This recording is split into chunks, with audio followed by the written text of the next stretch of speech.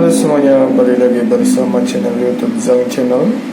Jadi di video kali ini saya ingin menunjukkan kepada teman-teman cara untuk secara langsung mengganti PIN ATM kita ya. Kalau saya di sini menggunakan Bank BCA. Oke, langsung saja kita ke tutorialnya. Yang pertama kita masuk dulu kartu ATM-nya.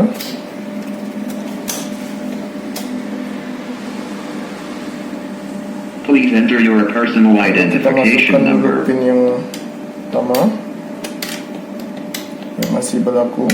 Lalu kita klik di transaksi lainnya. Setelah itu kita klik di ganti PIN. Please enter your personal identification number. Lalu kita memasukkan dulu PIN yang lama. Your transaction is being processed. Please enter your personal identification number. Jadi kita memasukkan PIN yang baru ya. Your transaction. Please enter your personal identification number.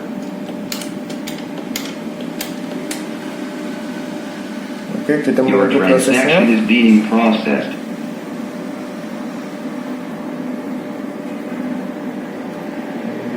Oke, sudah selesai. Kita tinggal klik saja, pilih di sini. Lalu saya tidak menggunakan lagi.